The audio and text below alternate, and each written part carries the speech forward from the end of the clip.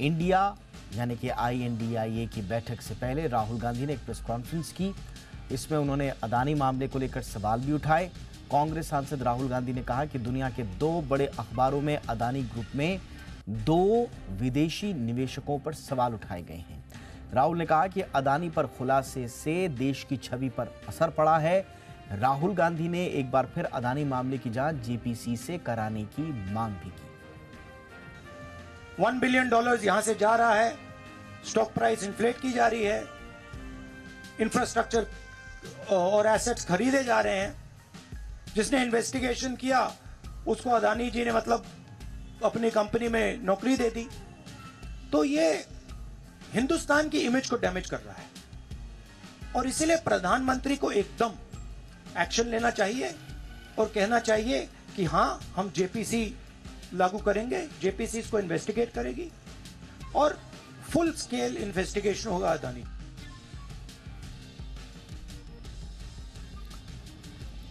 India गठबंधन के नेताओं का आज मायानगरी मुंबई में जमावड़ा लगा हुआ है। 28 पार्टियों के 63 नेता मुंबई में NDA को 2024 चुनाव में जीत की हैट्रिक लगाने से क्या रोक पाएंगे, इस बात पर आज मंथन हो रहा है।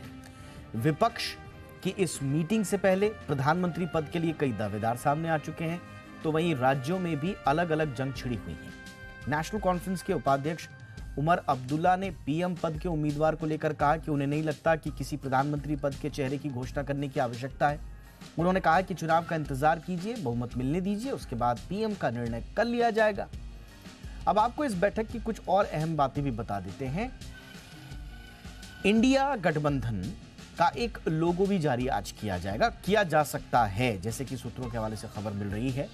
इसके अलावा गठबंधन की रीस्ट्रक्चरिंग पर भी आज चर्चा होगी। ये मोटे मोटे आज के जो एजेंडा है उनमें से ये इंपॉर्टेंट पॉइंट्स। रिसर्च विंग के साथ ही 5 से 7 प्रवक्ता भी तय किए जाएंगे और ये अलग अलग पार्टी से स्वाभाविक रूप से लिए जाएंगे। और ये पूरे के पूरे विपक्ष का जो एक गठबंधन, एक मंच तैयार हुआ है INDIA का, ये उसके बिहाव पर ये प्रवक्ता अपनी बात लोगों तक और मीडिया तक पहुंचाएंगे। कई रिपोर्ट्स ये भी कह रही हैं कि मल्लिकार्जुन खड़गे को INDIA गठबंधन का मुख्य संयोजक बनाया जा सकता है। नीतीश कुमार ये इस पद को ठुकरा चुके हैं। स्वाभाविक रूप से जो अगली चॉइस जो है उसके रूप में मल्लिकार्जुन खड़गे के नाम की चर्चा तो चल रही है, लेकिन एग्जैक्टली क्या होगा ये अभी देखना लाजमी होगा। इसके अलावा जो आज का हमने जो टॉपिक रखा है, दल तो मिले हैं, स्वाभाविक रूप से मुंबई में सारे दल मिले हैं, लेकिन इन दलों के दिल क्या मिल पाएंगे, ये एक सबसे बड़ा सवाल।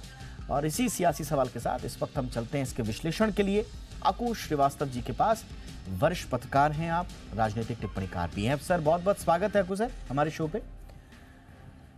धन्यवाद। सर आज का आउटकम अगर आप कुछ प्रेडिक्ट कर पाएं अपने अनुभव से, क्या नतीजा निकलेगा? कुछ ठोस बात निकलेगी? लोगों ये तो सब क्लैरिकल चीजें तो सर हो जाएंगी, लेकिन जो ठोस राजनीतिक स्वरूप निकलना चाहिए उसके बारे में आपका विश्लेषण क्या है सर? बहुत कुछ आपने अपनी तरफ से दीपक जी बता दिया है। अब ठोस निकलेगा नहीं निकलेगा, तो ठोस है क्या? किसी भी पॉलिटिकल पार्टी के या गठबंधन का हिस्सा तब होता है या तो सब साथी मिलते रहें, बात करते रहें, होते रहें और उसका एक नेता तय हो। नेता मतलब कोई प्रधानमंत्री पद का दावेदार नहीं, संयोजक तय हो, एक कोई कॉमन मिनिमम प्रोग्राम तय हो, एक कोई और जो मूलभूत व्यवस्थाएं हैं, चीज़ें हैं, सीट बंटवारे को लेकर के वो तय हो। 3 बैठकें 3 महीने में हो चुकी हैं। अभी सिर्फ मेल मिलाप मिलन हो रहा है और फाइनली फैसला किस बात पर होगा कि लोगो क्या है। तो लोगो ये भी तय है कि इंडिया नाम है, INDIA है, तो INDIA को आप किस तरह लिखें। आप तो मार्केट मायावी दुनिया में हैं और आप ये सब काम देखते रहते होंगे कि आई कितना बड़ा हो, जो IN कितना हो, D कितना बड़ा हो, फिर दोबारा I बहुत छोटा हो जाए, A कितना बड़ा हो। इससे कोई बहुत फ़र्क सिर्फ मार्केट में तब पड़ता है जब आप कोई एक नया प्रोडक्ट ला रहे हो, नई चीज़ें कर रहे हो। यहाँ तो सबने आपने 3 महीने से एक ढोल बजी रहा है। असली चीज़ पे आइए, वो असली चीज़ पे लगता है सहमति नहीं होने पा रही है। कन्वीनर का नाम पे सहमति, और जो मोटा मोटी लग रहा था कि खरगे साहब के नाम पे हो जाएगी। पहली बैठक में नीतीश कुमार आए, आगे दूसरी बैठक में ममता छीन ली उन्होंने, फिर उसके बाद में और चीज़ें बन के सामने आ रही हैं। और अब तो प्रधानमंत्री पद के लिए जिसके पास एक सीट भी नहीं, वो भी कह रहा है कि हमारे यहाँ भी नेता दावेदार है। तो वो ऐसी स्थिति में बहुत कई बार ऐसा लगता है, मैं अभी बहुत टाइम है राजनीति में, हमेशा कभी भी कुछ भी हो सकता है वाली की मुद्रा होती है और थोड़े बहुत समय की ज़रूरत होती है। तो अभी तक लेकिन कोई कॉन्क्रीट चीज़ें ना आने से क्या होगा कि जो वोटर है उसके मन में संशय होगा, उसको हंसी का पात्र होगा। और राहुल गांधी की शादी कराने के लिए ये बैठकें नहीं हो रही हैं, या उसकी प्रेस कॉन्फ्रेंस उसके लिए नहीं हो रही है।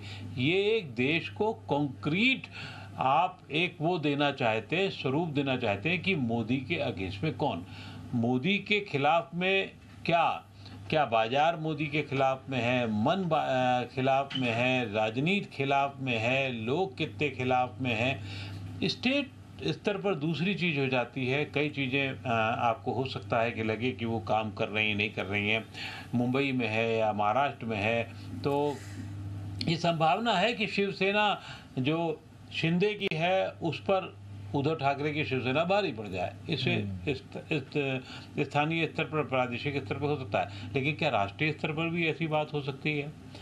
बिहार में जब तक मीटिंग शुरू हुई थी तब तक नीतीश कुमार बहुत आगे थे, लेकिन अचानक वो बहुत पीछे चले गए हैं।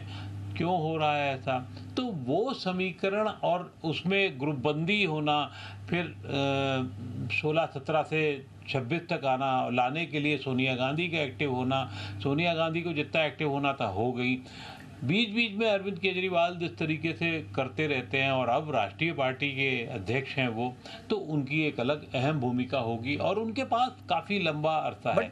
क्या कांग्रेस ये बर्दाश्त कर पाएगी भविष्य के लिहाज से? अक्कू सर, मैं एक सवाल पूछना चाह रहा था कि चुनाव पूर्व किसी चेहरे का एक छाता लेना, उसका आवरण लेना, या उसकी आड़ लेना, या उसको नेतृत्व के रूप में स्वीकार करना, ये क्यों इम्पोर्टेंट है विपक्ष के लिए? क्या किसी चुनाव पूर्व किसी एक चेहरे के बिना सब के सब एक साथ एक ताकत से मिलकर आगे नहीं बढ़ सकते? क्या ये चुनाव पूर्व एक चेहरे का होना क्यों जरूरी है सर? इसलिए जरूरी है कि 3 बैठकों में के बाद ये आने लग गया कि साहब हमारा नेता भी प्रधानमंत्री पद का दावेदार है, हमारा नेता भी प्रधानमंत्री पद का दावेदार है। नीतीश कुमार किनारे कह चुके हैं, अपने आप में मनते कहें बेमनते कहें, लेकिन फिर उनकी दावेदारी पेश की जाने लगी है। राहुल गांधी एकदम से जो पीछे दिनों में नहीं थे, आज भूपेश बघेल ने कह दिया कि साहब राहुल गांधी सर्वोच्च और सबसे पसंदीदा दावेदार होंगे। तो ये अपनी अपनी पेशबंदी जो होती है, ममता बनर्जी को लगता है कि आज की तारीख में किसी भी राज्य से अगर कांग्रेस के बाद सबसे ज़्यादा सीटें वो निकाल सकती तो वही होंगी। तो अगर वो एक राज्य से उतनी सीटें निकाल सकती हैं, जिसके जो कहा जा रहा है कि 25, 26, 27, 30 तक सही, तो वो बड़ी नंबर होगा। और किसी के पास वो नंबर नहीं होने जा रहा है, ये सब देख रहे हैं सामने से, तो वो क्यों नहीं दावेदार हो सकती हैं? तो अगर प्रधानमंत्री के पद होना, फिर उसका स्टेचर बढ़ना, आप बहुत सारे लोग आपने देखे होंगे, चंद्रबाबू नायडू कितने ताकतवर मुख्यमंत्री थे, लेकिन जैसे ही सत्ता से हटे किनारे हो गए बिल्कुल। लेकिन प्रधानमंत्री चाहे वो कुछ दिनों का हो, कुछ महीने को हो, 90 के दशक में हमारे देश ने कई प्रधानमंत्री देखे, तो तब भी उनको याद किसी ना किसी बहाने किया जाता रहा है। वो एक बड़ा लेवल होता है, तो उसमें वो इच्छाएं तो सबकी होंगी। और फिर उससे बड़ा फायदा ये होता है कि दूसरी पीढ़ी, चाहे वो अभिषेक के रूप में हो, चाहे अखिलेश के रूप में हो, चाहे वो राहुल गांधी के रूप में हो, वो सामने प्रतिस्थापित हो जाती है। तो ये होता रहेगा, इसलिए बहुत मुश्किल काम है नाम पर एक ही। और यानी आप कह रहे हैं कि ये जो विपक्ष का INDIA है सर, इसमें जो पहला लेटर है आई, वो भारी पड़ रहा है। आई यानी कि मैं,